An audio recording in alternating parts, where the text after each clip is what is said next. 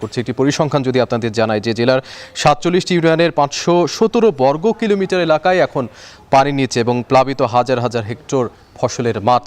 এ নিয়ে বিস্তারিত জানিয়েছেন সহকর্মী মমিনুল ইসলাম মঞ্জু। কুড়িগ্রামে ধল্লা ও দুধকুমার নদের পানি বিপদসীমা অতিক্রম করেছে, যার ফলে এখন ব্রহ্মপুত্র, ধল্লা, দুধকুমারের ৬টি পয়েন্টে এখন পানি বিপদসীমার উপর দিয়ে প্রবাহিত হচ্ছে। এর ফলে চর, দ্বীপচর এবং নিম্নাঞ্চলের নতুন নতুন গ্রাম প্লাবিত হয়েছে। জেলা প্রশাসন সূত্রে জানা গেছে যে ৫১৭ বর্গ কিলোমিটার এলাকা পানিতে তলিয়েছে এবং এইসব এলাকায় ২০০-র মতো গ্রামে প্রায় ৩০,০০০ পরিবারের লক্ষাধিক মানুষ পানিবন্দী হয়ে আছেন। গত ৫ দিন ধরে এই মানুষগুলো কিন্তু পানিবন্দী হয়ে আছেন, যার ফলে তারা কিন্তু নানান ধরনের দুর্ভোগে পড়েছেন। তারা খাদ্য কষ্টে পড়েছেন, তারা বিশুদ্ধ পানীয় জলের সংকটে পড়েছেন।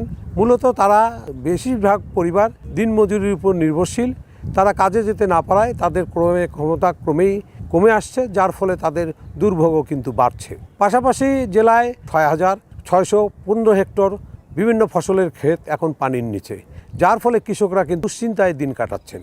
অন্যদিকে ৩৪১টি শিক্ষা প্রতিষ্ঠানে পানি ওঠায় সেগুলোর পাঠদান এখন বন্ধ রয়েছে। অন্যদিকে যে মানুষগুলো বানভাসী মানুষ, তাদের অনেকেই ঘরবাড়িতে থাকতে না পারায় আশ্রয় কেন্দ্রে চলে এসেছেন। সরকারি হিসাব মতে ২৬টি আশ্রয় কেন্দ্রে এখন ৭৮১টি পরিবার আশ্রয় নিয়ে আছে। তো এই ছিল কুড়িগ্রামের বন্যা পরিস্থিতির সার্বিক তথ্য। এখন বিকেলের সময় হলো আরেকটি ছোট্ট বিরতির, ফিরছি একটু পরে।